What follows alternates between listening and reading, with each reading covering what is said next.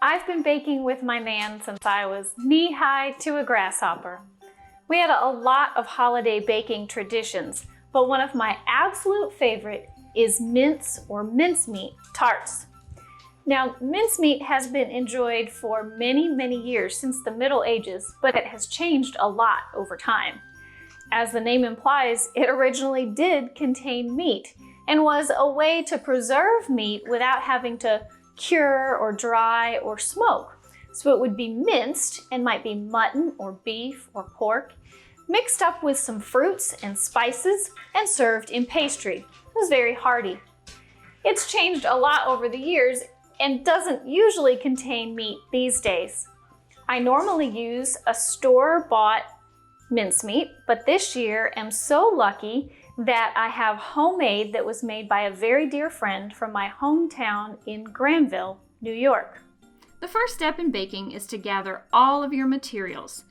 So we've got our pastry ingredients, tart tins, baking racks, mixing bowl, measuring devices, ice water, anything that you might need. Preheat the oven to 400 degrees Fahrenheit. I use the same basic pastry recipe for all pies, whether it's apple or strawberry rhubarb, pecan, or these minced tarts. It's super simple, consisting of shortening, flour, salt, and ice water. Incorporate the dry ingredients, so mix 1 teaspoon of salt into 2 cups of all-purpose flour. Now it's time to incorporate the shortening. You'll do this with a tool known as a pastry blender. The process can be a bit tedious, but you'll just keep blending until your entire mixture has approximately all the same size pieces. Now you're ready to add the ice water. It's hard to say exactly how much you'll need, approximately 6 tablespoons, give or take. I like to incorporate it with just a regular knife. Once you think you have the right consistency, go ahead and get your hands dirty and form that pastry into a ball. Place the ball of pastry in saran wrap and put it in the fridge to chill. The chilling process is going to help that shortening to harden a bit, resulting in a much flakier pastry. While the dough is chilling, you can go ahead and grease your tart tins. What I like to do is use the shortening wrapper, and that way I can just rub it in the tins rather than having to use extra shortening. I'm just making use of what would have been waste.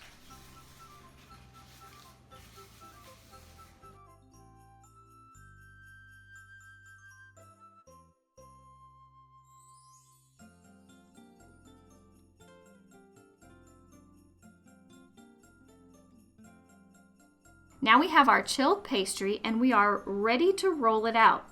Now you can use your countertop, but I have a rolling mat that I like to use. Be sure to flour that rolling surface so your pastry doesn't stick. The goal is to get a nice, even, approximately 1/8 inch pastry. Once you have that accomplished, you're going to use a pastry cutter. You'll see I have 2 different sizes, with the larger as the bottom crust and the smaller as the top crust. So we'll start with the bottom. My tart tins hold 1 dozen, so I want to cut out 12 bottom pastry pieces. Now you want to work the pastry as little as possible so it stays nice and pliable. So strategically place those cuttings to get as many as possible out of that piece of dough. Once you have your 12 bottom pieces cut, you're ready to go ahead and insert them in your tart tins. Try not to stretch the pastry during this process. Using a long-handled teaspoon, Place mincemeat in each of your tart wells. You'll want to be careful not to overfill so that the filling doesn't bake out during the baking process. What I like to do is try to incorporate just the solid part and leave as much of the juice behind to keep my tarts looking nice and neat and try to prevent the filling from spilling out during that baking process. Now we need to cut the tops.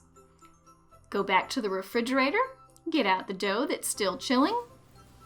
Again, same process. Roll it out on a floured work surface, trying to get an even 1/8 inch thickness of pastry.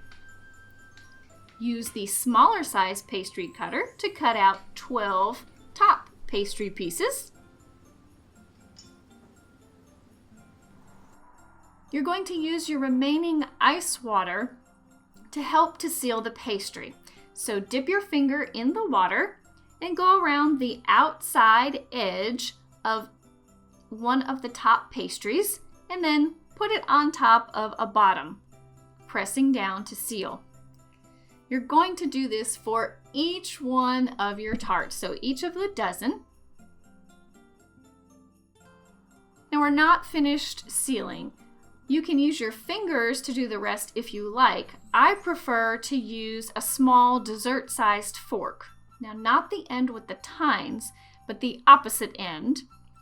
And you'll just press that around the outside edge of each tart. We also need to allow some venting in our tarts, again, so that as the filling heats up, it doesn't leak out the sides. You can just simply poke holes with the tines of the fork, or you can be a little more creative. I'm going to use the letter M representing mincemeat so that I'll know that these are filled with mincemeat. You can go ahead and bake them as is, or you can brush them with an egg wash or cream if you prefer your pastry to have a little bit of color and shine. I have an egg wash just made from one egg that I beat well, just like I was making scrambled eggs, and I add a little bit of water to thin it out and make it easy to spread.